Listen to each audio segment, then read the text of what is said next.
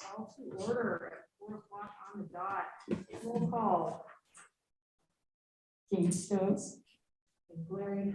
Wayne Holland, Sam Marsh, Frank Perez.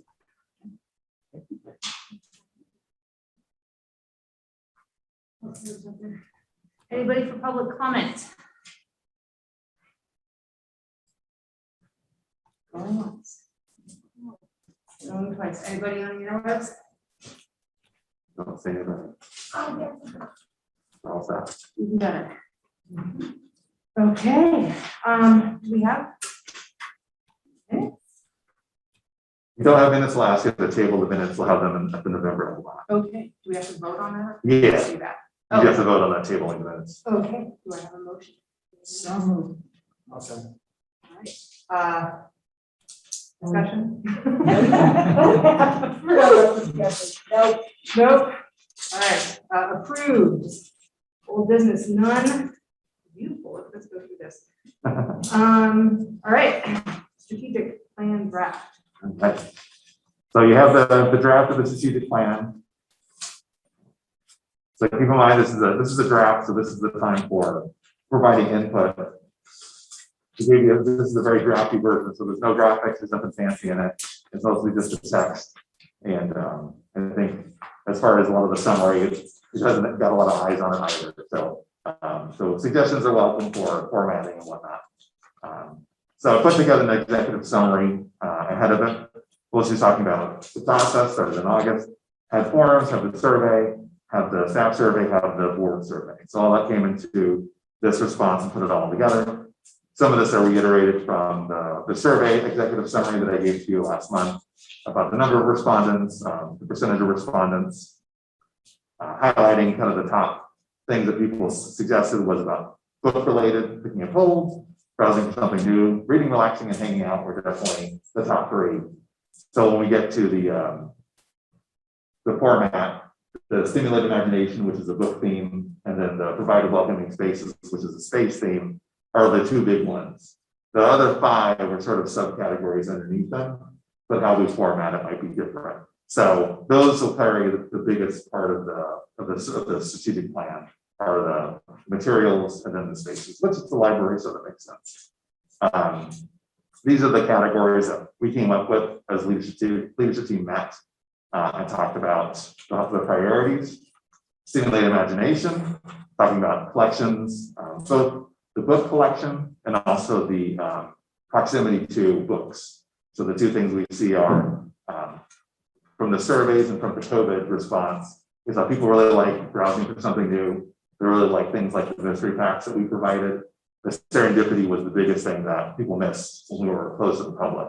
So that tells us a lot about how the collection gets built to make sure people really get the variety of materials and something that's available to them right away. Other aspect is the proximity to the library. So a couple things you'll see in the plan is that we're restarting the bookmobile service, which is great. You'll see that happening next calendar year. And then the book machine, we're getting that installed in the next 2 weeks at Incline Village. And so we'll get good information about how that module works.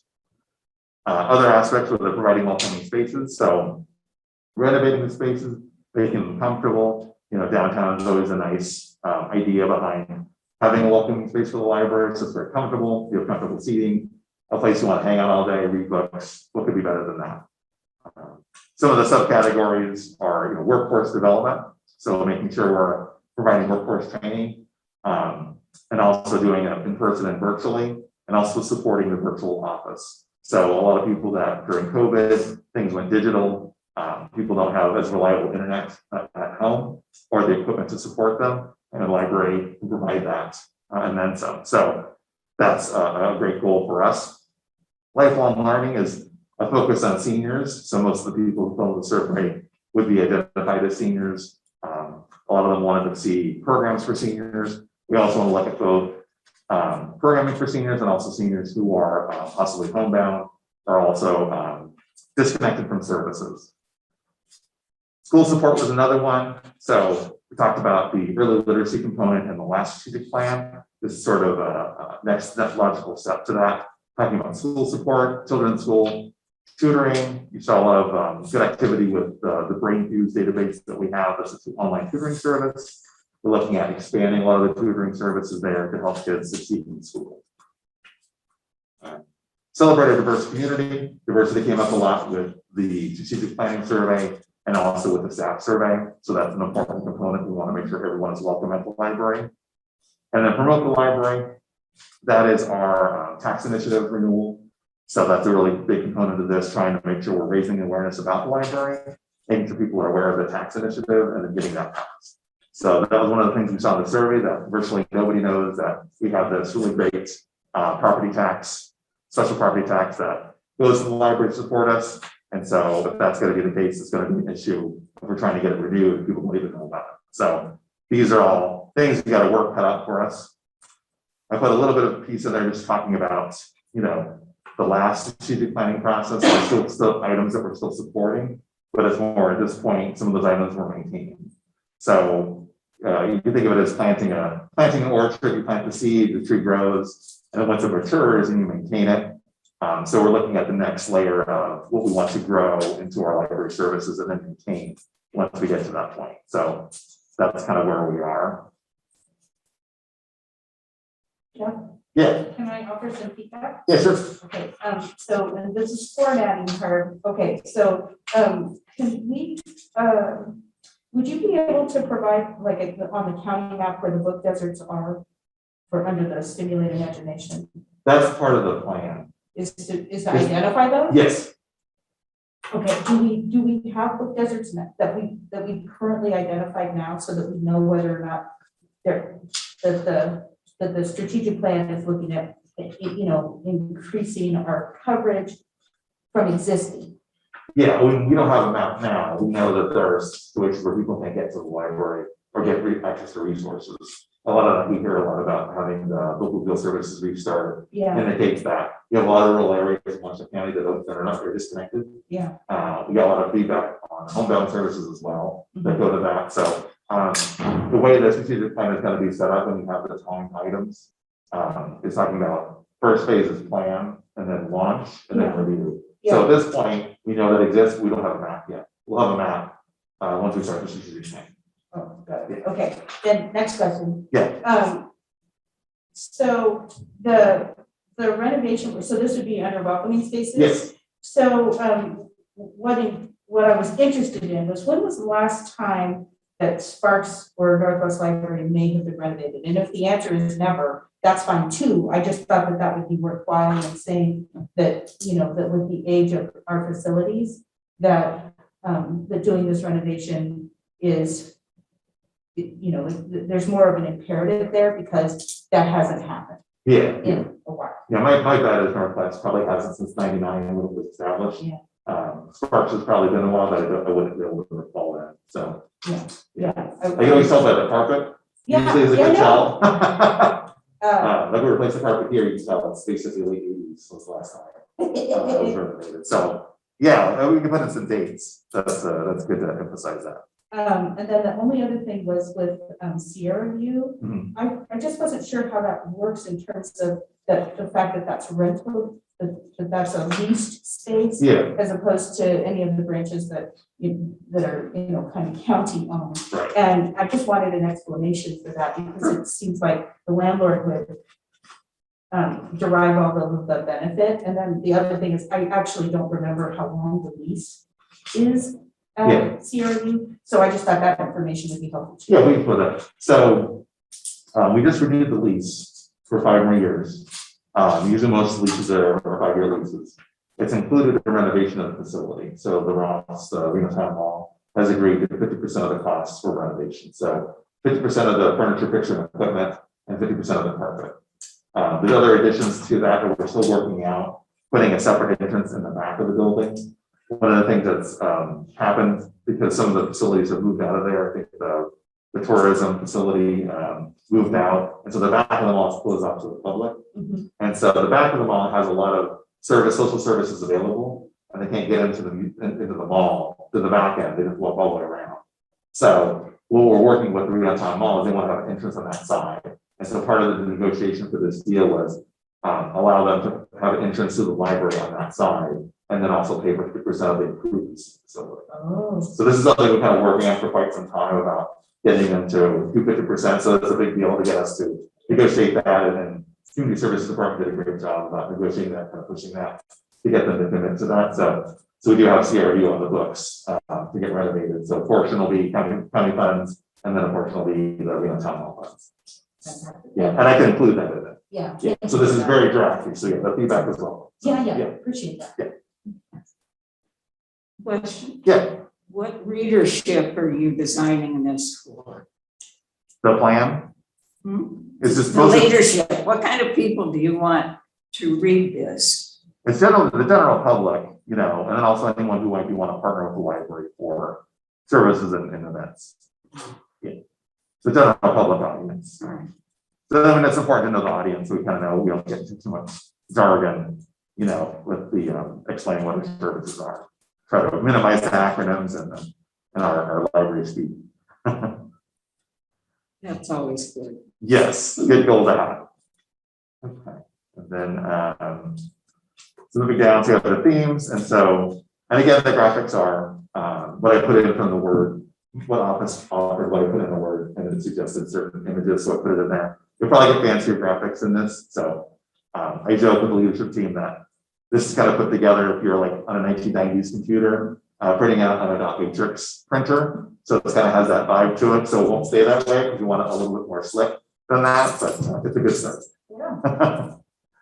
So you have the Seal of Imagination, a good roll of books, pretty easy there. Bright welcoming spaces, nice fireplace. I mentioned to Jean before we started that Spanish Springs and Spanish Springs and Klein Village both have fireplaces, so but definitely get that feeling of relaxing at the library, reading in a nice comfortable chair, dog bringing your slippers kind of thing. And then workforce building, lifelong learning, the services to seniors, school supports, celebrate a diverse community, and promote the library. So again, the graphics are very rudimentary, but I think that conveys what we're trying to go for here. Oh, I like them. I think they're good for this kind of publication. Okay, good. Yeah, I try to go with some of the vectors for images just because it boils it down to the simplest version of when you think of a library or you think of a service, what do you think of? And so hopefully it conveys that. So we get to stimulate imagination. So that is book-centered theme. Our goal for this is enhance the Washoe County Library System's collection based on patron interest and proximity. So interest, variety of books and materials, and also proximity, identifying the book deserts, meeting the need, book machines, bookmobiles. So the source I put in there is the serving and strategic plan responses. Talked about picking a poll, trying something new, where the top two needs, and then expanding the collection is based on patron need, and we have some directives in there to identify them. So establishing bookmobile services. One of the things we're also including with this that we've launched as of right now that'll be more formalized in the calendar year is an outreach service team. So that's a new service team, that's multi-branch service team that we're doing. And they'll help identify community events, book deserts, homebound stops, bookmobile stops, and those kinds of things. Same thing with the book machine services. So we'll have that looking at two different ways to provide the book machine service. If you're not familiar with that, we talked about that at the last meeting. Basically, vending machine, instead of vending, chips and drinks, it vends books. So you go select your library card, you select the book that you want, comes into the chute, you check it out, it's yours. Two different ways you could do that we're looking at is expanding the hours of the library. So you put it at a library location, you have the book machine there. Then you have basically extended your hours for the library. So that's available 24/7. Also looking at doing book deserts. So putting it on a standalone and finding locations in which there might be not a lot of book access into those locations. So sometimes that can be out on its own. It could be near a facility or it could be inside a facility. So I've done these in different libraries I've worked. You do this where you can put them in a job center, for instance. And so people looking for cover letter help, resume writing help, doing the ASVAB or other vocational training, they can get it right out of the book, right at the facility. So that's a benefit. You can also put it in locations that are near schools. I've done that before. That's been very popular. Kids get out of school on the way home, check out some books at the library that's right there. So that's been really successful. So trying to identify these locations. I think you and I did a study a few years ago about little free libraries. And so finding locations and finding the book deserts. So I might be able to build on that to help build this map. The issue is always with little free libraries is they tend to gravitate towards affluence. So people have a lot of books, they want to share a lot of books, but they have a lot of books to begin with.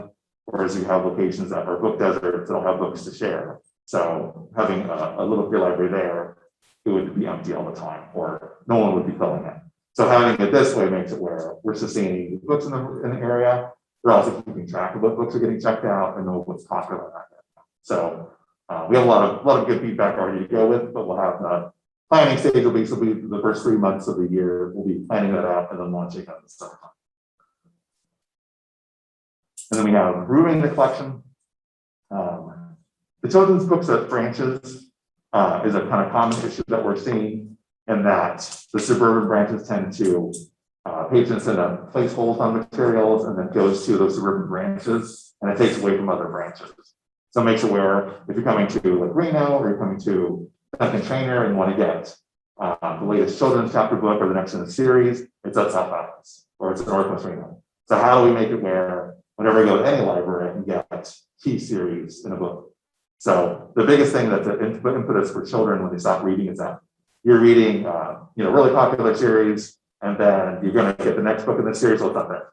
And then like, well, then what? And sometimes it stops you from reading altogether, or definitely gives a gap to that. So trying to find a way we can keep the main series and keep it intact so that you check it out, when you return it, comes back to that library, or even when it goes to a different library to satisfy a hold, it comes back to the main library. So we've experimented with that already a little bit.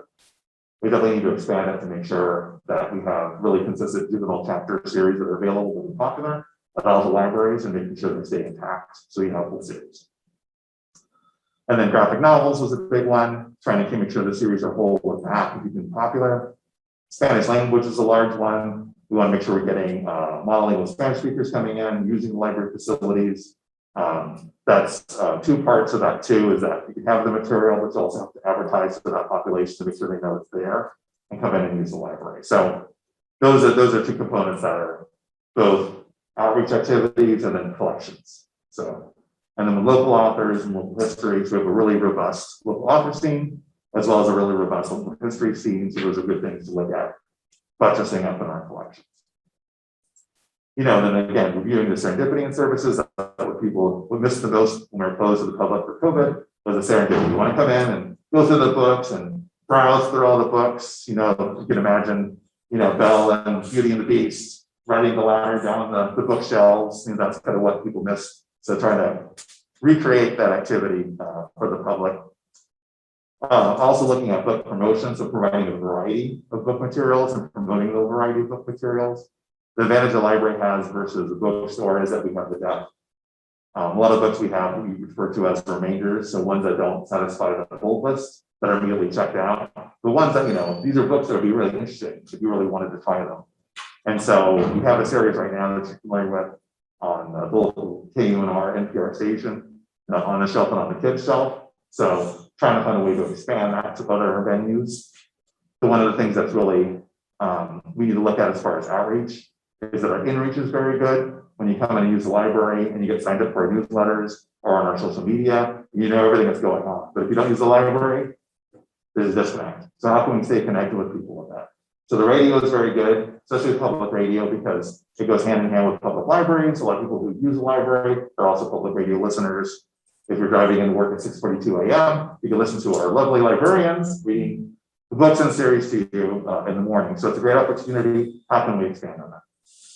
And then finding author talks, local interest for authors, local authors, etc. It's always really critical to find the most popular author in the collection, because we kind of build that connection with the author, and they come and you get a really good audience. They really like it. So when I was in little Casa Grande, Arizona, 25,000 people, the most popular author there was J.A. Jance. And she used to live in that part of Arizona on the reservation. And so When we had her show up, we had 300 people show up. This is a rural library system. When she goes to Chandler in the Phoenix area, she gets 20. So finding the kind of author that really, oh my, you're bringing this author to our town that people get really excited about, that's kind of really important. So we're going to find who those are and make sure we're highlighting those authors that are local favorites. The questions on that? Yeah. Okay. I apologize for asking questions, but I missed your last few meetings. And I assume that then you want this to be a lot more detailed. Yeah. So you'll have a timed action items. So if you remember from our last plan, you'll have the months and the years of this is what we're going to accomplish X, Y, and Z. So that's going to be the same thing with this. This is a draft form, so those haven't been fully fleshed out yet. We want to make sure that the board's okay with the direction we've gone so far, and then if you have suggestions, we can expand them. Yeah, I think really interested as you continue moving forward with this on more remote stuff. I mean, it's like you could fling a bowling ball through a lot of the branches right now, not hitting anybody. And I know that's a COVID thing, but what if that doesn't go back? Yeah, like what's the contingency plan? Well, These classes. Oh, they're following. Yeah. I mean, I think the thing that's ongoing right now is that we've kind of learned a little bit more about how our ecosystem works as a library. When you stop doing outreach and you stop having events, then people get out of the rhythm. So what you want people to do is parents of small children and adults to come in and get into the rhythm. So the rhythm is like every 3 weeks, which is basically when the books are due. So every 3 weeks when they come in, drop off books, check out more books. When you break that rhythm, it's hard to get back into it. And so you still have, our events and our programs are back, the outreach is coming back. It's not as robust as it was, just because of opportunity. So it's not a sort of getting the car rolling again at this point, giving it a push. Once that kind of gets back going, that's going to help. One of the things I also tell the staff is that, you still have COVID as a threat. We're still in a pandemic. And our library people are smart people. The smart people don't tend to go out unless they have to. And so they might just check out an ebook instead of coming into the library. So until that kind of gets where people feel a little more safe, you might have that as an impetus as well. So, but yeah, definitely enhancing the virtual to make sure people stay connected virtually. And then also doing more of that promotion to get people into the library. So twofold. It's weird looking, I know this is anecdotal, but I don't know, for 16 years, I've told students on how they read. And it's always been, well, we'll handle the ebook if we have to, but we want a physical book. And the last 2 years, that is not the majority. I'm like, oh God, what is? Yeah, I mean, it's one of the things we heard from the school district too, is that you're looking at an educational gap because you're missing those components. I mean, being in the classroom, having the teacher there, having the resources there, there's a whole host of things that go beyond just sitting in a classroom listening to someone talk, So the same thing with books, having the physical book there. And we heard that from parents too, with when we're closed for COVID, is needing to have the physical material and being able to browse, the kids to browse. So those are things we're going to get back in motion. I think it's our industry is kind of the same as general industry. We have a lot of ships in the dock waiting to get it loaded in LA County, So we're kind of the same way. We're kind of like, we're going to get going. It's just a matter of getting things back into the rhythm of things. So those are all things that we're looking at. So stimulate imagination. Any other questions on that part? So welcoming spaces, the fireplace, come in, relaxing, hanging out. So the goal, enhance the Washington library spaces through renovation, spaces, furniture, pictures, and equipment. Came from the survey strategic plan respondents. Top thing was hanging out was the third highest need, reading, relaxing, and hanging out. So we're looking at enhancing our spaces. So the good news is some of these things are already in the queue. On top of this, we also got we want more hours. We're already doing that, which was great. So it was great to have the forums. People said, you should be open 7 days a week and open on Sundays. Like, I got good news for you. So it was good to have an immediate response from the planning process. So we have the Sparks Northwest Reno renovations plan. We have the elevator here at downtown Reno Library that's planned to be upgraded. And then we're going to do a review of all the furniture, pictures, and equipment on all of our branches to make sure we're keeping things up to date. What tends to happen when we do renovation is that we'll have brand new furniture coming in to the big branch, and then you get the hand-me-downs to another branch. And at some point, you kind of like, the hand-me-down branch, like, hey, we could use a little spruce. So that's kind of that process to make sure that everyone's getting new equipment and making sure we're keeping up on that. And as I mentioned, so we did negotiate with Reno Town Mall with a new lease to renovate the CRView library. So we're getting 50% cost share with both the carpet and then furniture, pictures, and equipment at CRView library. And then, so that's a big one we're going to see. A couple other things we still have on the queue from before. When we originally tried to renovate the Reno library, originally there was supposed to be a restroom on the main floor. That got cost added out because it was $200,000 to do that. But we're going to keep it back on the capital improvement project plan because that's really important. I think we're mostly focusing on people who have accessibility issues. That's kind of the reason why the elevator has become a high priority, because when the elevator breaks, your building is no longer ADA compliant because you can't use the restroom, you can't use facilities. So the restroom is really important, both for the ADA reason, for the general public, and also, story time moms and dads come in and you have to go down on the floor to use the restroom. It'd be nice if there's a restroom right there where you're having the story time. So definitely a lot of benefits for that. We're going to look at making that happen. Another component that was staff suggests is having more staff training, making sure all the staff are really aware of what's going on in the library. A lot of times we launch an initiative and that you have people who are involved with it on the service team. You have some of the branches involved with it on the higher level, and you might have your frontline staff who are like, I don't know what this is. So making sure they stay connected to make sure they know what's going on. Make sure they're getting regular training, customer service, diversity training, readers advisory. Make sure those components are all there. Questions on that? Welcoming spaces.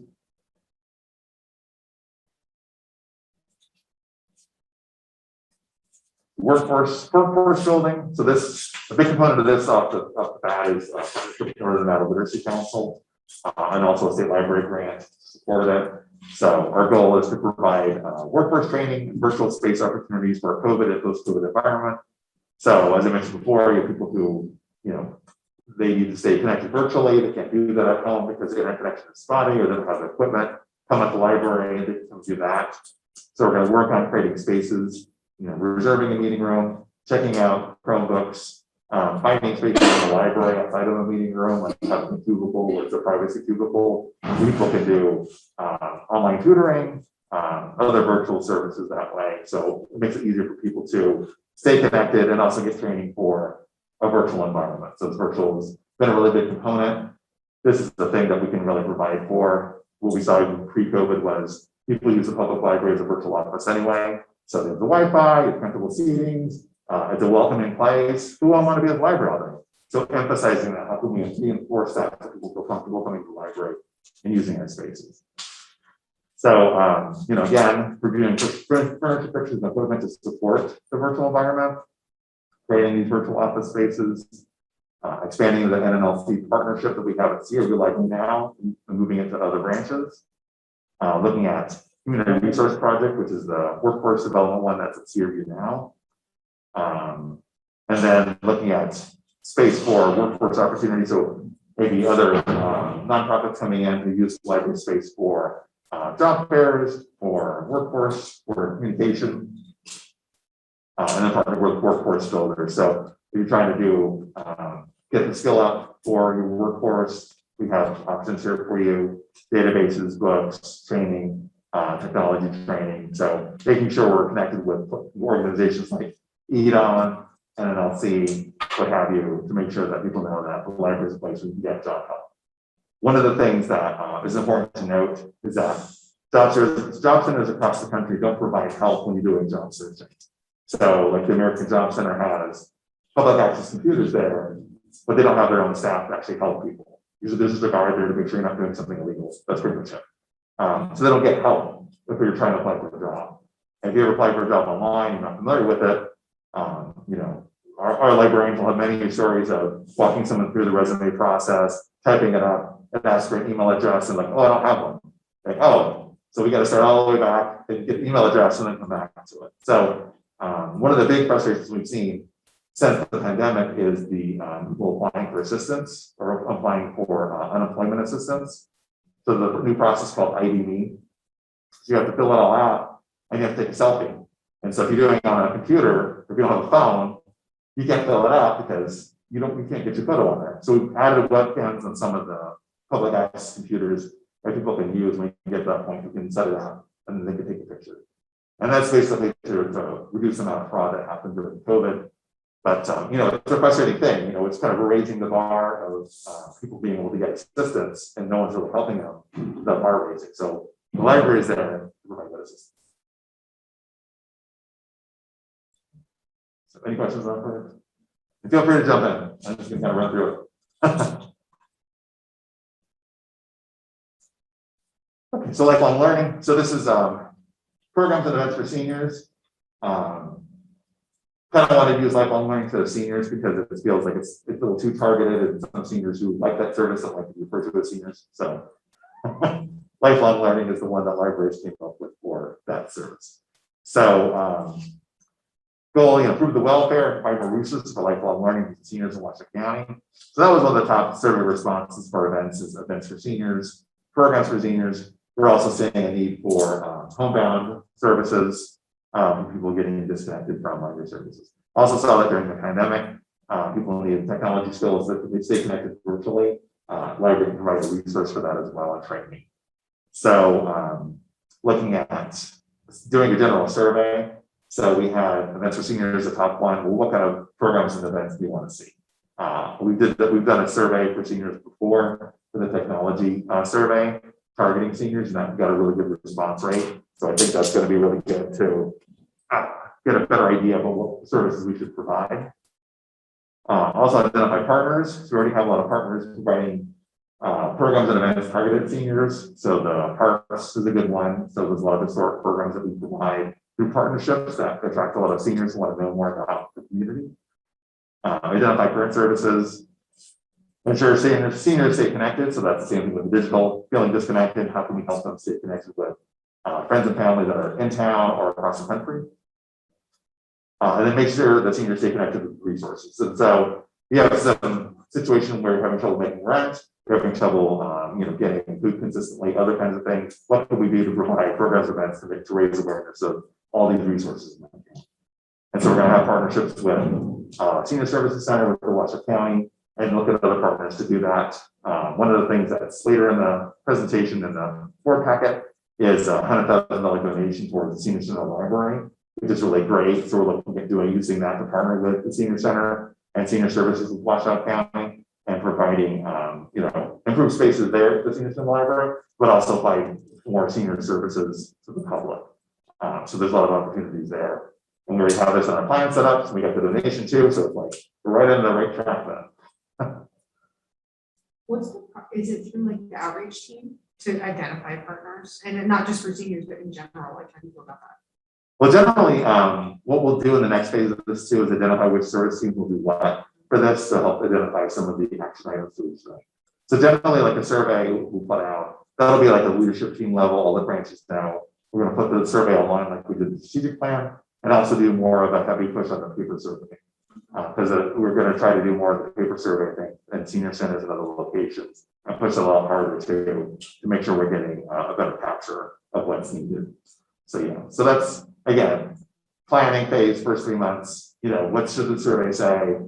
How should we launch it? When should we close it? And then what does the survey say? And then launch the program to go with that. Any questions on senior services? Do you ever talk to Holly? Yeah, that's one of the ones that we identified.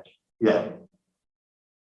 But yeah, if you have other ones you think of, let us know. But yeah, we know Ollie, Senior Services, those other ones that we do.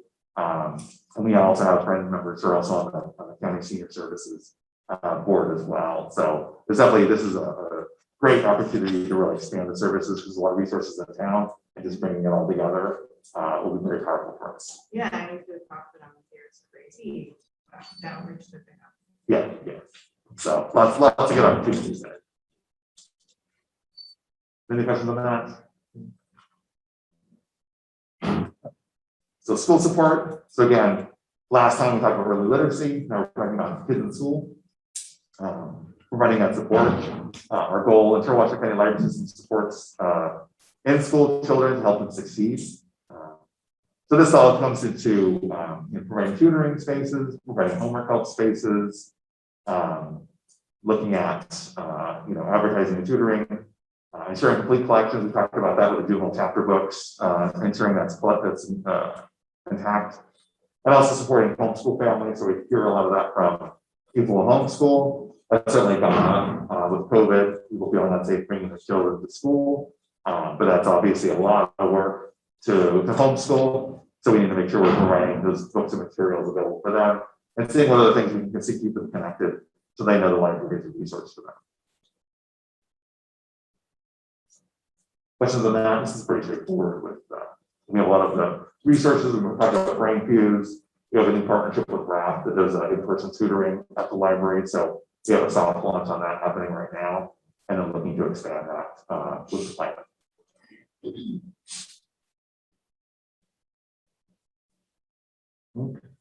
The Celebrate a Diverse Community, again, this came out of the survey and the forums.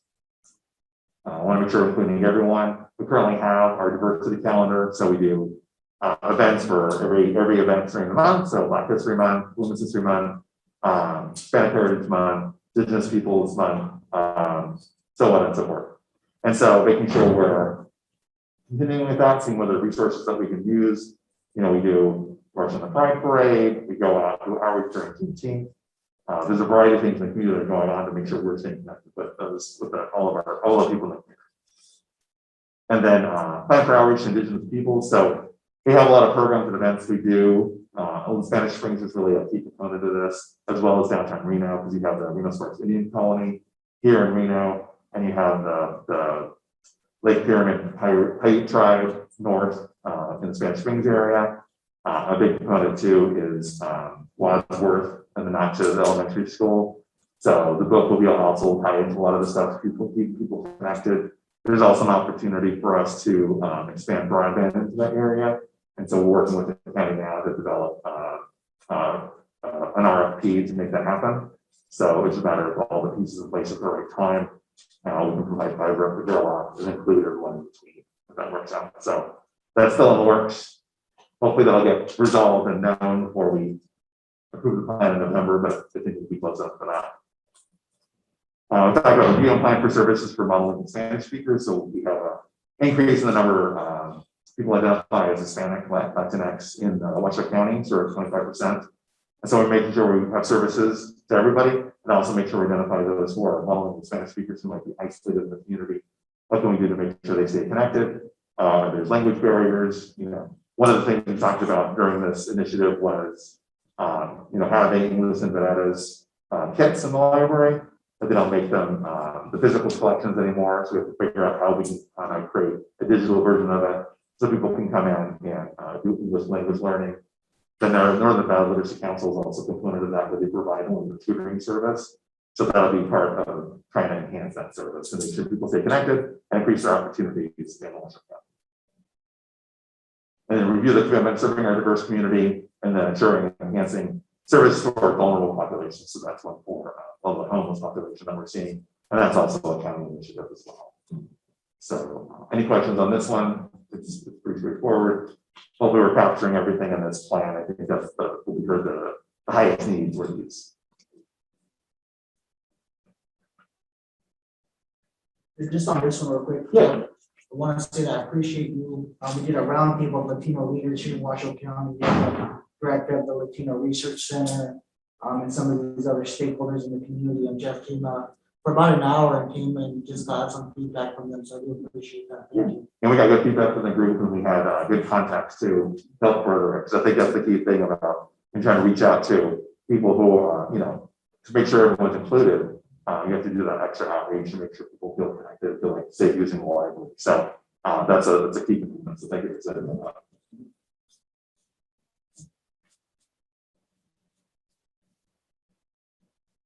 The growth library. So this is our tax initiative.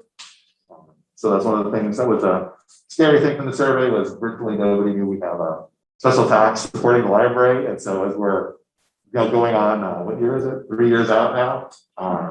Make it slow a little bit. So goal is to raise awareness of the tax initiative that's coming up, make sure we get a local electeds in support of it to make sure it goes on the ballot. And start building that initiative now. Because one of the things we don't want to see is sort of a save our library kind of situation at the last minute. Because then it looks like you're kind of bailing us out and nobody wants to do that. Now we're trying to build awareness now. So did the survey, you don't know we have a tax initiative. People really like the library. So what can we do to kind of help raise awareness of that? So we're going to work on a multi-step plan to have an awareness. This is kind of very similar to Patrick Sweeney and Every Library wrote a book about the library as a political candidate. And so he did a talk a few years ago at the MPLA NLA conference in 2018. So he talked about how you have to look at your library as sort of a political candidate. So when someone's going to run for office, they write a book. Here's this book, and you go on all the talk shows, some kind of generic political, raising hope or, standing strong, something like that. And you go on the talk shows, and then you're like, oh, I know that face. You recognize the face. So the same thing with the library is going to have to kind of say, okay, here's the library, I know the library, I recognize the library. What can we do to help enhance that to make people know about here are the things that are coming up? So that as we go forward, people know this tax issue is coming up, and you're going to show up at the Board of County Commissioners if you're mad about something happened to the library or making sure you get support. People are going to show up for that. So that's kind of building that force. So we have that support for the county and also fundraising as well. So a lot of this is pretty straightforward as far as fundraising and awareness campaigns go. And this is also one of the things we talked about putting in this plan for this. A quick question on this. I understand sometimes tax proposals get this visceral response from the public or some members of the public. With this campaign, do you plan to do it in-house with maybe your communications director, or do you plan to hire consultants, persons who are more, or not, I shouldn't say more, or just knowledgeable on, because this would be a political campaign, since it would be in maybe the November ballot? Is that what it'll be? Yeah, 3 years from now, November 24th. Yeah, so that's one of the things we're going to consider is looking at is hiring a company. So I mentioned Patrick Sweeney has Every Library provides consultant work in that area. Orange Boy is another one. So there's a bunch of ones that provide that kind of support. So probably looking at hiring one of them to help with managing the message of that. So having it 3 years out is good. Because then it's, we can start slowly building the temperature for it. Instead of just being a last minute, please go for this. Instead of sort of like, you like the library. There's also some language we can use in the renewal, because the thing that's unique about this is this is not a tax that shows up on your property. So if you're a property owner, you look at your taxes, there's not a library tax. What it does is actually say, so the county collects its tax. Before it takes all the tax away, take a little bit of the component, give it to the library. And so if the tax fails, it just means the county can dispute that money. So you're not saving any money in taxes. So it's kind of a way to, you don't want to have the county keep all the money, you want to give it to the library. So do that delicately, but that's kind of what an aspect that does work in our favor is that there's the county and the library seeing the separate entities a lot of the time. So knowing that, this isn't a tax. If you don't vote for it, it doesn't mean you get the money back or the tax goes. It just means the county gets more of that money. So that's a good argument for keeping the tax good. And certainly with the positive response we got from the library in the survey, we're in a good position about the library and the public support for it. So this kind of just gives you the explanation I've given you about the 3 phases in the year. The plan, launch, and review. So plan the first few months. It's good to plan things in the first few months because you sometimes have inclement weather, January, February. We launched bookmobile services in January. It'll just be like, well, it's snowing and it's treacherous, so not today. So it's better to launch it a little bit more in the summertime. For some of it, so starting in May, a lot of these things will launch. Gives us some time to plan. So we're going to do surveys. If you're going to do research on book deserts, if you're going to find locations or build partnerships, it's really a good ideal time to do that. So in the final draft of it, you'll see an Excel spreadsheet with this that gives the dates and times of what we're going to accomplish and when, and then it goes throughout the year. So you have time items. It keeps us from, when you have a strategic plan, it gathers just on the shelf, it becomes more active when you have time items. So every month we got to be, okay, we got to do X, Y, Z, what's the plan, who's doing what, and then make it happen. So I know it's worked really well for our last plan. And so that'll be the same thing for this plan as well. So that's the draft so far. Just a couple. Yes, sir. One great draft, I think, for that. Curious, two things. The surveys came in with their desires. How did they fit in with what the staff thinks should be? Was there a correlation? It's very consistent. I wanted to include the staff component in the board packet, but it felt like it kind of distracted from the narrative of the plan. What I thought I might do is when we do the approve the plan in November, put the staff comments in there. I didn't want to put the staff comments in the public document because I want to make sure they felt it was anonymous and a lot of people could identify each other with the comments. So I'm going to put something that's sort of a word cloud and then major themes and then put that into the packet. But it was very consistent. Services to seniors, services to Spanish speakers, workforce, spaces, books. The book came up a lot. So I think one of the things I've told our leadership when we met is that the staff and the public are really on the same page going forward. So it's been very easy to put this plan together because the staff and the public are basically saying the same thing. So we're in a good position with that. Good. I guess the second thing, as you progress through this, it'd be good to see measurements. Yeah.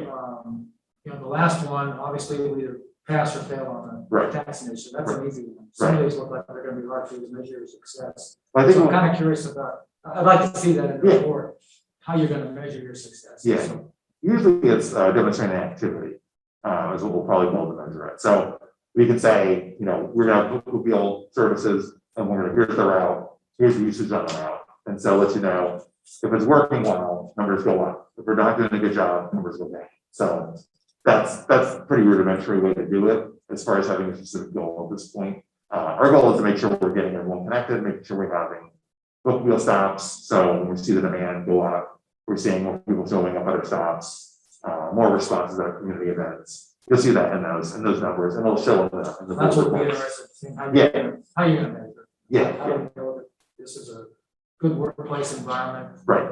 That kind of stuff. Right. Okay. yeah. So we'll have the measurements, like, it won't be so, like a target percentage, it'll just be usage, and then we're gonna see how does usage look like. And so if it goes down or goes up, lets us know how we're doing with everyone. So you'll see that in the quarterly reports to the board about what we've done, and then you'll have the big reports at the end of the year too. That work? Yeah. I just want to see, I'd like to see the measurements in the strategic. Yeah, sure, of course. Okay. Yeah, we'll work on those aspects. I don't even use the word I think in the board. Yeah. We've always talked about, almost to the point of it's been pressing to you about data and being able to prove the strategic plan. Oh, sure. Yeah, the data is very important. It's activities, but it's also the statistics. What's that? Herb's looking over our shoulders. I think Herb's fine. You can unmute when he's ready. Are we okay here? Okay, good. The only other thing, Jeff, in addition to the comments I've already made, is that, I can't remember when I brought this up, it must have been last month, when you start talking about strategic plan, it's just that I would like to see, how we're going to communicate the final version of the strategic plan back to the stakeholders that gave you that feedback. Yeah. And that's the only other, and I mean, I know I raised it the last time, I just thought I would bring it back up. Yeah, absolutely. But I just feel like that's an important thing, if people take the time to give you that feedback, and being able to see how that feedback gets assimilated into the final, is an important piece. Absolutely. I mean, we have all the people who registered for the surveys, for the forums. And so we'll definitely send it to them, and we'll definitely do a press release, let people know, the final plan, and then send that back out to the same class. Yeah, definitely. Any questions on any of that? So they'll have a more refined plan once you'll see it in November. So this is oh yeah, you want to do that? Okay. Jeff, before we Yes. can I make a comment before we Yeah, sure. go to vote? So on the agenda itself, Kaiser is spelled Kaiser, and then on everything subsequent, it was Keiser, and I tried to look it up on the Yeah, internet, and I couldn't find I it. believe this is the KEI. Okay, so that's correct, so then the one on the, Yeah, that's my error on that. okay, Yeah. I just couldn't find them, and so I didn't know who. Yeah, no, I didn't know think spell it Kaiser- out. Well, I grew up at Kaiser Hospital. Yeah, you me know, too. And so my brain just automatically misspelled it, so that's my fault. And we have Andrea Taverner here. I'm not sure where you'd like, where the preference is Yeah, that's for right. me to stand. Okay, sorry. No, you're good. Well, that's your call. I'll let you decide that. Okay, thank you so much for the opportunity to present to you today. For the record, my name is Andrea Taverner. I'm the Development and Public Information Officer for the Washoe County Library System. Before I get into this unbelievable generous donation, I have to thank Jeff for his perfect segue, talking about the strategic plan and expanding senior services, and DDA Kaplan for all of his patience and guidance, talking me through the process. It's not often that we get such a gracious donation. So I'm coming before the board to please acknowledge the Kaiser Family Trust monetary gift donation made to the Washoe County Library System and has been earmarked specifically for the Senior Center Library in the amount of $104,315.14. And I want you to know that this generous gift donation was unsolicited. The trustee is a huge supporter of the library system and the senior center. So moving forward, if you do acknowledge this donation, it will help all of those that Jeff has just earmarked in the next, well, this kind of money is like, so yes, I'm hoping that you acknowledge it and you can go forth and spend. Yeah, congratulations. I mean, that's extraordinary. Yeah, it is. It's so grateful. And the people in the community that's gonna benefit from this large of a donation is, I couldn't be more tickled.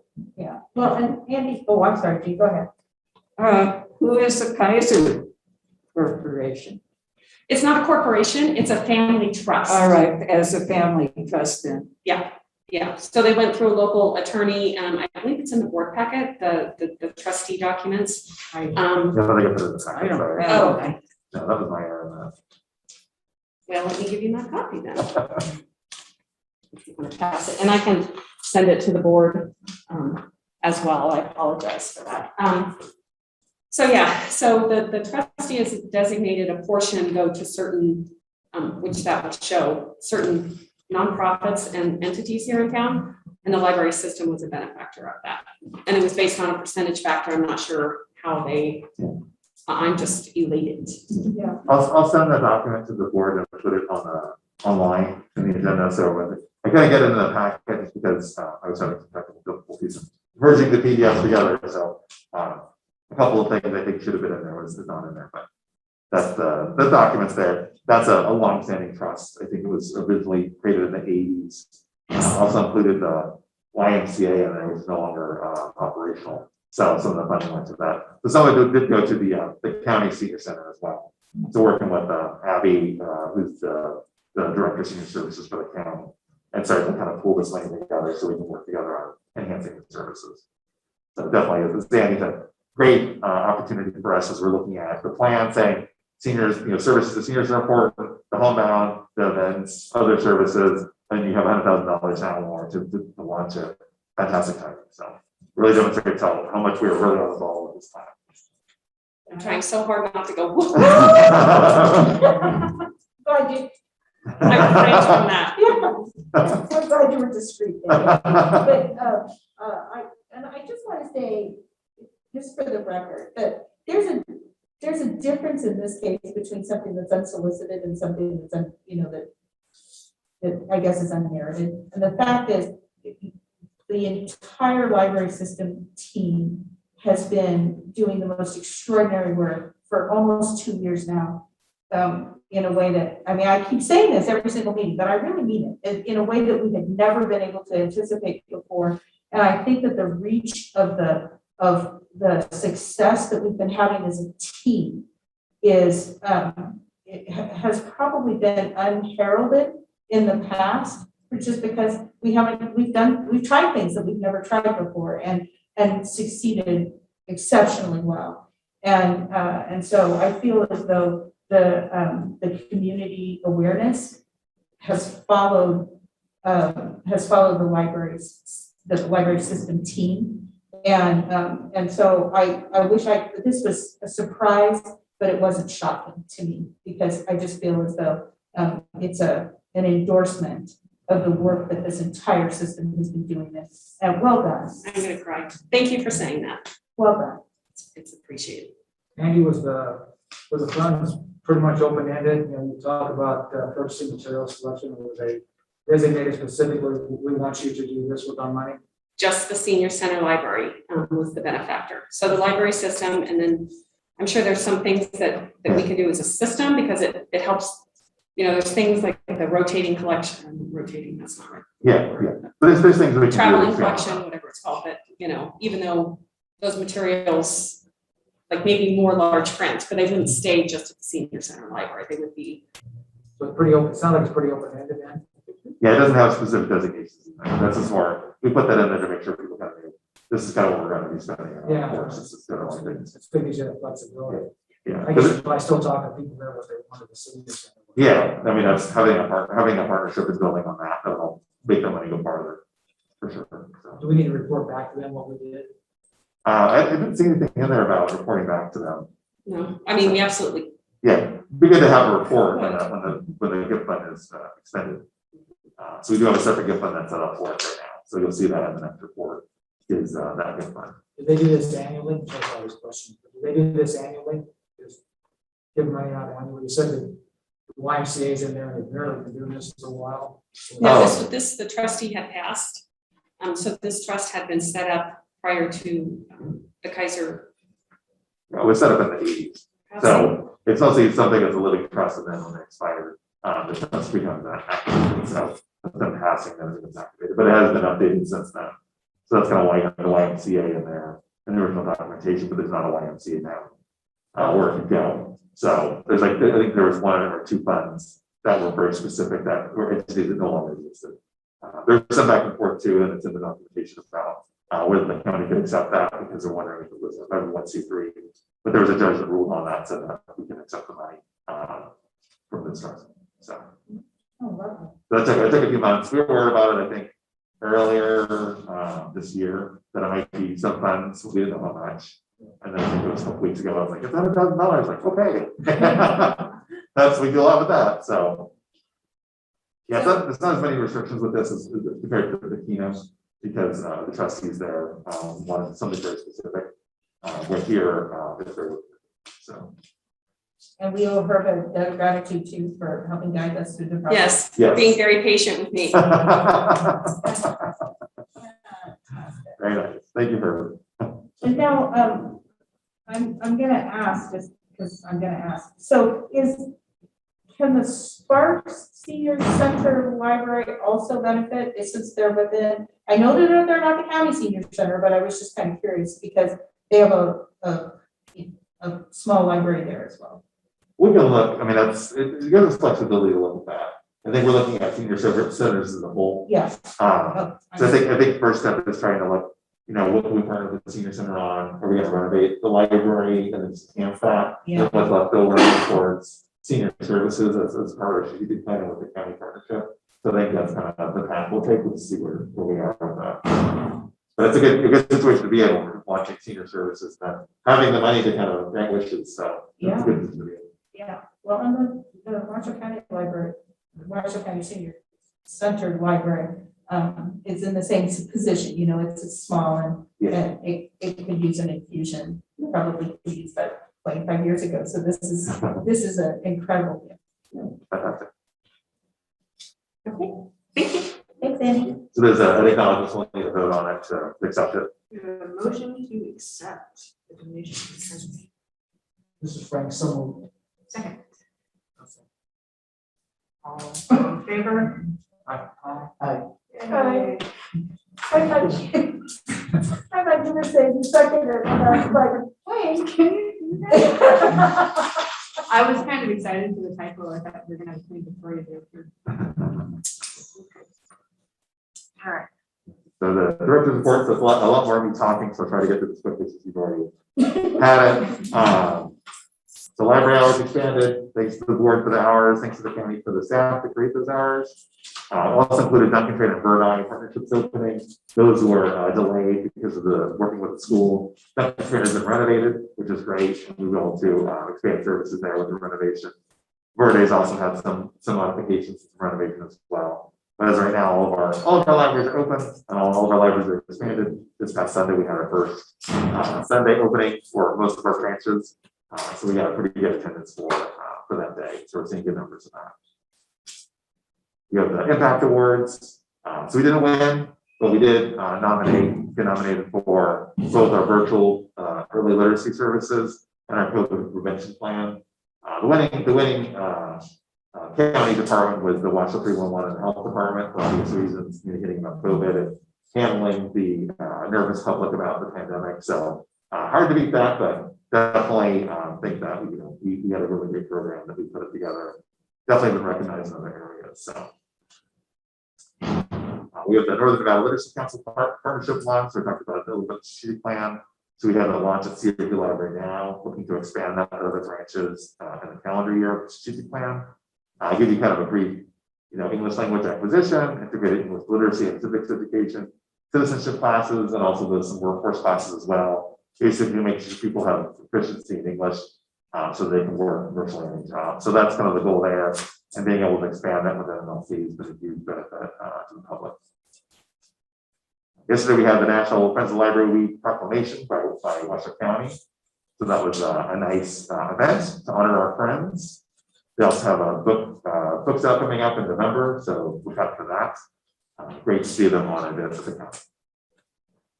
So we also hosting the forums. So we have other county commissioner forums. A lot of those, the CAPs that originally were called, got input from our library branch managers, library staff about how to improve those. And so now they're implementing that adjusted plan.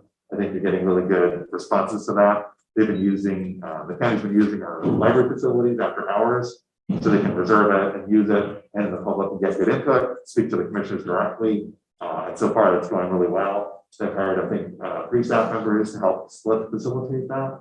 And so I think we're going to get better communication with the elected and the public as well. So a win-win there. And then I emailed this to the board, to the staff. So library aide, long-time library aide, and long-time Washoe County employee from Carlson passed away. So she was a long-time employee, very beloved. I wrote a little something for her. That she was always positive, always loved telling stories. Staff were really taking her for her loss, and so it was very sudden.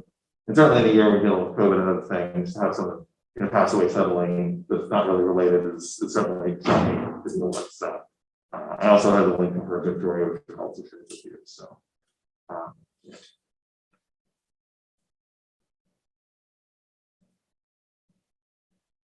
And so, as I mentioned before, the bookmobile services are returning to Washoe County. We have a $73,000 grant. This gives you kind of a good mock-up. It's going to basically be a Ford Transit vehicle that we're going to put A-core shelving in. So if you're familiar with bookmobile jargon, A-core is kind of the gold standard of bookmobile shelving. So we basically order the Ford Transit, we order the shelving, and then county facilities will install it. So that'll get us bookmobile services on the road faster. The supply chain blockage right now makes it where most of the bookmobile services to get it ready to go rolling out would be more than a year off to get them to deliver their product.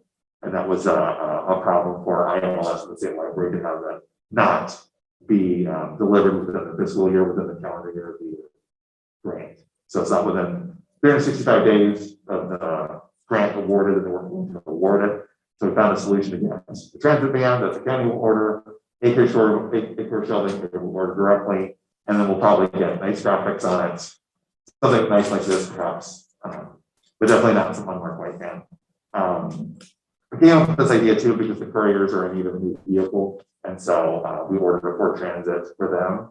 And so when we had hiccups with them ordering a bookmobile, this is a good solution to get just a second van and then decorate it and also put the shelving in, and that'll be our key vehicle for some of the services we're talking about with the homebound services, community events, outreach, bookmobile stops, and more. So that gives you basically Ford Transit, pictures on there. That'll give you a good one for that. So hopefully it'll look that good or better. county manager, story time, county manager Frank came in and gave a great story time at the South Valley Library. So, some great pictures. He's very, very good with the kids. It was really nice to see that. Very Mr. Rogers. I really liked it. He did a really great job. So we were able to talk to him into doing it more regularly. So we're going to see if we can kind of do it maybe once a month. And so he seems game for it. I think that's great. I think it's great for him to get out, and the kids loved it. It's a win-win right there. So it's really fun. We're also talked them into helping us march. We're going to be in the Sparks Hometown Christmas Parade in December, and so he's going to be one of our trees. So we have that tentatively set right now. So that's really exciting to have that, have him involved with that. So he's going to have fun with our library. So this is the part of the reason why you're not getting minutes in a timely manner. We've hired over 40 staff since May 2021. The last hire, which is basically the 2 weeks before the board packet was due, was 17 library assistant new hires that are on all three branches. So you can imagine eight staff from each branch, including our admin, and then one admin services supervisor to process, dozens, maybe probably over 100 candidates. And Joan could probably speak forward to that. How many candidates? Probably over 100. I'm sure. Yeah, it's all Nearly 40 for the LAT. It's a lot. right. So a lot of people apply, a lot of people interview. So that's a lot for our staff to do. So Joan will lead the charge on that, and Lee's doing a great job getting that together. So getting all these, getting the present positions filled, getting the new positions filled, and being able to ready to go for our October 11th launch for new hours is really a tremendous effort from our staff and from Joan and Leah. So it's really good for the work that they did making this happen. So that's 46 hires. There's still, I think, 20, 18. Right now. I think it was about 12 or 14 library aides. We have a library tech. We have 2 part-time LA2s at Sierra View and an LA3 downtown Reno. Is what I'm missing there. So we have in the office. yeah. Well, we hired that. So when we hired the office support specialist, we just hired that on Friday. So we're also that's one of the people that's part of the award-winning Washoe 311. We got to hire her over at the library. So good for us on that one too. So yeah, so 46 hires and then 18 more to go. It'll probably slow down a little bit with the aides, so I'm not sure we'll be able to get that up and running before the holidays hit. So maybe we're looking at January to get the aides hired, but that gives us enough operational ability to reopen and expand the hours. So good stuff there. Just out of curiosity, are the hires primarily local people from the Mostly Washoe County area? most of the time we have paraprofessionals, LA3s and below, which typically the local at the librarian level. Sometimes we have people outside the area. So I think you mentioned at the last meeting, we hired librarians. We have 2 from outside the area. That was from LA County Library and the Phoenix Public Library. So the other area, is that right? I think that was, yeah. So the librarian level, you tend to get more people outside the area just because it requires a master's and people are willing to travel at that level. But usually it's paraprofessional, LA3 and below, but typically below local. A lot of times they'll have internal hires as well. So I was curious question. I mean, it's great to get people coming from big systems like that, Phoenix Public and LA County. It's really huge. So yeah, so it's a good mix of people, and as we talked about before, we started the meetings. They're good jobs, and we're getting really quality people applying for them. So good stuff. Making Sam jealous. 100%. It's a good place to work. People are clamoring for it. But that's, it's a good sign when you get a good pool to pull from it. If you're doing a good job and the reputation of the library is strong. So that's good for us. So talk the strategic plan already, just reiterating, our initiatives and what we're doing. Signature and library donation, talked about that last agenda item. Washoe ACT is a new thing we're going to be launching. The county signed off on that. So it's basically familiar with ACT, like students take the ACT and get into college. This is sort of a work version of that. So there's kind of like 3 different services you think about. There's the job keys. The job keys is something the job centers will do. So if you do the job keys and you can pass it, that means you read above a 3rd grade reading level and 7th grade math. If you can't pass it, they send you to a basic education program to get the assistance. ACT is like placement for our students. So you take the ACT, you get a good score on that, you can get more colleges available to you. The work keys and the work ACT is kind of combines those two things together. So you might have people who may not have the job experience or the work experience, but we need people who are skilled in the workforce. They take this program, then we can say, okay, you can do this job, even if you don't have experience, and get you placed right away. So it works both with the general job market, and also works with the school district as well, to get people who already have the skills, who could do the job, even if they don't have experience, into the workforce right away. So I'm going to be doing a presentation on this to the Board of County Commissioners in November to talk about the launch of that. But I think it's a good partnership to help with the local workforce, getting our local folks skilled up and into these really great jobs that are opening.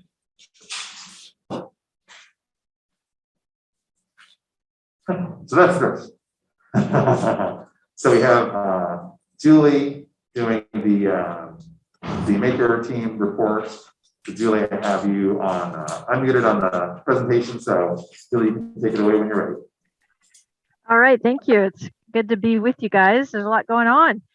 I just wanted to submit our report, give you a few highlights of what the Maker Services team has going on and what's coming up. And so I just highlighted some of the four main areas, and then I'll mention a few things that we have that are coming up soon. So you on the first section, we are working our way through our NASA OLA kits. This was something through the state library, through DRI, and through NASA, and I think that's all of them. They created over 600. Well, for the whole state of Nevada, they created even more, but we got over 600 of these kits for Washoe County libraries to distribute to 3rd through 5th graders to focus on STEM and trying to get those students excited, particularly with this particular grant from DRI. It was on space travel and space exploration, and so the activities in this little kit that are free to 3rd through 5th graders includes creating a space lunar lander. And there's an online activity to pilot a lunar lander. And then there's another one last activity about sound, how sound travels, and using the whole can-to-can with a string between it for the phone. So DRI put these kits together. They had some college students helping put them together.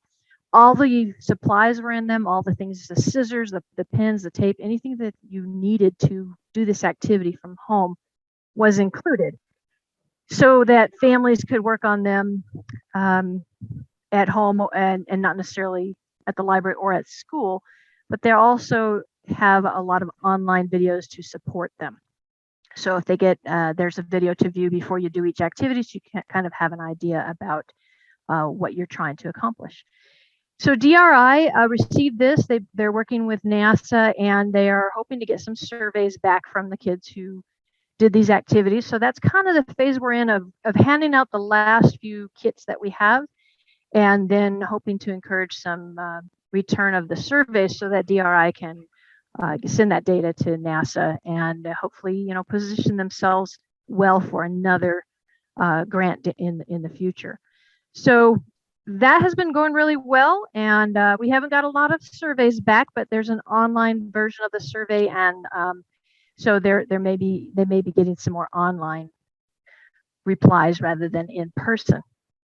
But that was kind of exciting. It was kind of a hurry up and wait, and then here you go, here's your kits, and so I think our branches have done really well with getting those distributed out to the school kids, to the students. On the second component there on the STEAM Spark sheets, I just wanted to make sure that everyone knows that this week, starting tomorrow, the Association of Rural and Small Libraries conference is taking place in Sparks. And one of the things that they had as an open call was to invite librarians and other groups to share their STEAM ideas with the conference attendees. And it was originally going to be an in-person presentation, but it turned out where they wanted to get video versions instead.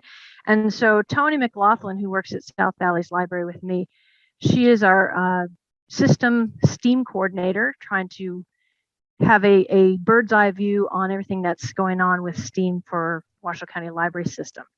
So she worked with Joan and they put together a proposal to the ARSL committee to have Tony submit a video and talk about the STEAM Spark sheets that were put together during the pandemic. And so she has put together a video and she'll be attending that conference next week. And the idea that Tony wanted to get across was that for all of those attendees who come from rural and small libraries, who may not have lots of staff, who may not have staff who are very comfortable with STEAM, to give them this resource that they can access through Washoe County's website, that anytime there's over 100 of these different STEAM Spark sheets on different topics, that anybody could open a topic and go through the STEAM Spark sheet. It has an experiment. It talks about some of why things work in that experiment a certain way or not. And so everything from DNA to why the colors change in the fall on the leaves are on there. And so nobody has to be a science expert. And these particular ones that Tony created, and some were created by Jeannie, also at our branch. And the idea was that parents could do these activities pretty easily with things that were readily available or very inexpensive at home during the pandemic, when there was a lot of staying away from everything. And so she wanted to make sure that we shared that out as a resource for anybody to use who has access to the internet. And so good job, Tony. And she has been a good representative for our STEAM, and she'll be there at the conference next week. I also wanted to highlight that a month or two ago, Benjamin Newman, who is a new library assistant too at the Spanish Springs Library, brought forth a proposal to the Maker Services team to start offering some robotics events on a regular basis at the Spanish Springs Library. And he comes from the schools where he has had some experience with the robotics, the first Lego League robotics. So he put together a proposal on how we can do some of these robotics events at our branches. And so Incline Village and Spanish Springs are going to collaborate together to create some opportunities for kids to do some hands-on robotics activities on a weekly basis. And that will start in January. So it'll be really exciting to see where this goes, as we certainly want to offer it, but it's not always a perfect fit for every branch. So we're really looking forward to seeing how this works out.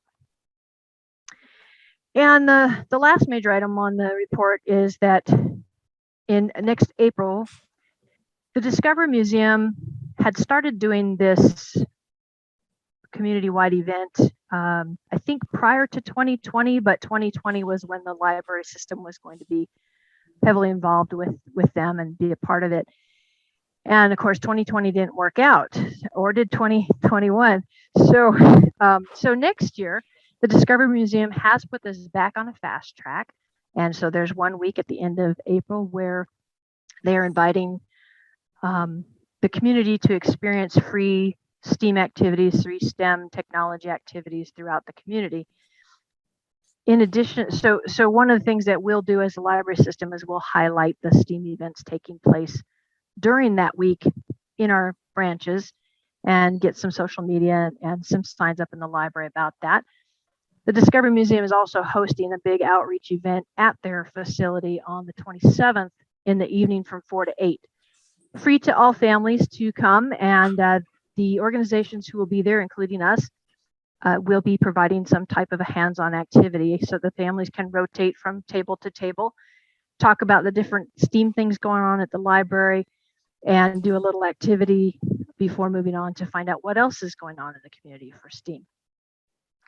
So the theme is Robots Rock, and we will have staff at that event, and they'll have a fun activity for the kids to be involved in. And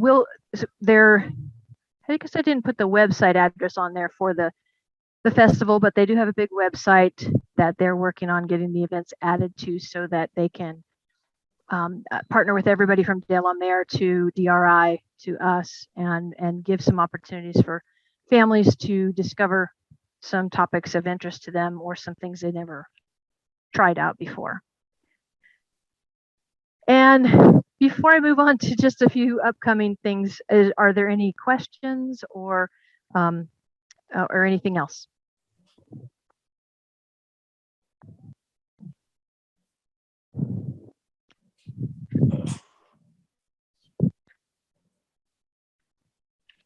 So in that case, I'll go ahead and move on to just a few upcoming things that the Maker Services team has in the works. Starting in January, we will reopen the quad weekly on Wednesday afternoons. And that'll be from 3 to 6. And we will be focusing on two major components of the quad every other week since they're the most popular and seem to have the most wow effect. So every week we'll alternate between vinyl cutting and heat press with vinyl stickers creation with the vinyl cutter, but also with the heat press, we can create those cool tote bags with people designing their own logo or their own picture for the tote bag. And then alternating that every other week will be the mug press, the heat press, the sublimation printing with the coasters and other cool things that will get made. And so our first event is actually coming up on December 11th in the morning at in the quad. We'll have some holiday ornament sessions where people can sign up to make a holiday ornament in the shape of a holiday shape, like a ball or a star or a tree. So that's December 11th. We also have the December 16th. At this time, we believe there will be a staff day, for a staff development day for the staff. And so we want to get some of the people who've never been in the quad. We have so many new hires, get them into the quad to make a tote bag with a library logo, the cowboy library guy. And so they can have experience of seeing how the vinyl cutter works as well as the heat press. And as I said, in January, we'll be back to Wednesday afternoons. We moved it from Thursday to Wednesday for the quad. The nice thing about Wednesdays is we hope to see some of our library board of trustees stop by the quad before some of those trustee meetings on Wednesday afternoons.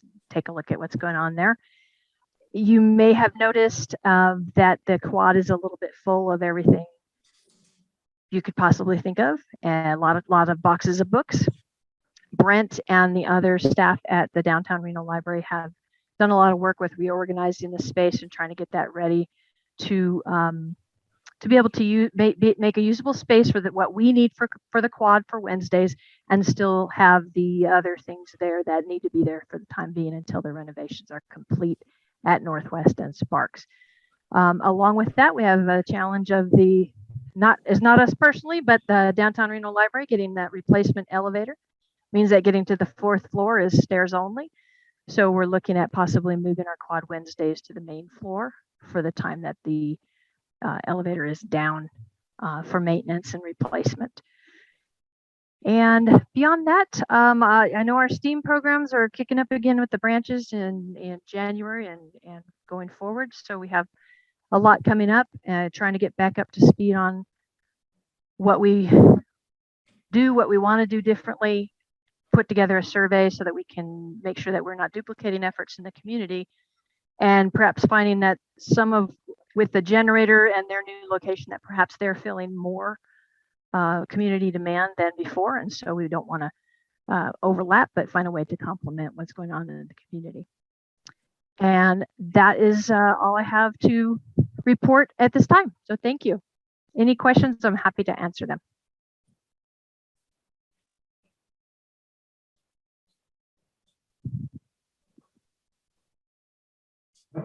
Another great question. Thank you, Julie. That was great.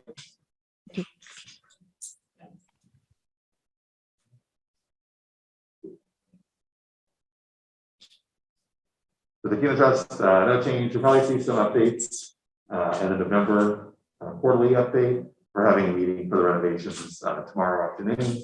Talk about timelines and get things going. So making it happen. Long time coming.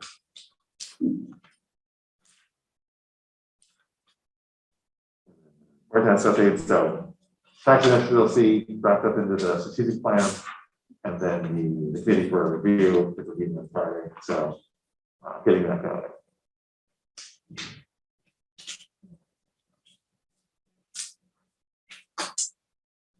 I just have an update on the metrics and the evaluation, and that is I am moving forward with the meeting this week. Friday. It's just been a long time coming. Anyway, so my goal is to be able to have something to vote on by the November meeting. And with the tax initiative now and the strategic plan, I think we can probably eliminate that because we'll be getting updates through your strategic plan updates. You're comfortable. Oh gosh, that was a September 19th. That was a little bit things we talked about with the Kenny mentioned the story time, and that 2019 was the last year we remember that we did all this stuff in 2019. I don't know what happened in 2020 or 2021. It's all that so hectic. But 19 is the last time we had really things to put on the agenda. So we're gonna wrap it up. So that's good. So. We have 1 hour persistence. Hey, well, that's why you have the board task report. So what are we talking about? What are we going forward? Now you have that set up for you. So.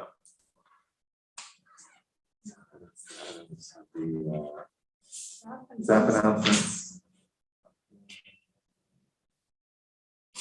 So, any staff announcements? Mentioned that, as Jeff mentioned earlier, we are doing the Sparks Hometown Christmas Parade. I'm Jane Hemingway, the marketing library assistant. I work with Andrea. And as Jeff also mentioned, we did get county manager Eric Brown to agree to march with us. So we're very excited about that. And we just got in our color guard flags for the parade. So we can't wait to use these and for the first time this year. And we also hope that Trustee Holland will be back with us for the parade. So just wanted to announce that we are excited to be doing that again. And I believe Trustee Holland volunteered himself along with this truck. It's on the record though. No pressure. Thank you.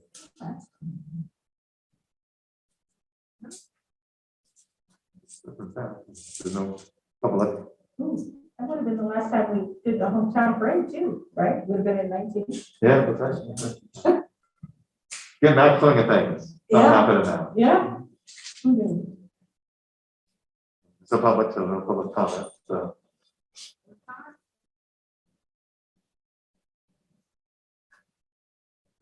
We stop the motion to adjourn? Yeah. We do? We changed it, so we no longer have a motion, everyone just please. You can change how it works. I really need to hire you. Okay, I move that we adjourn. Second. All in favor? Aye. All right, thank you.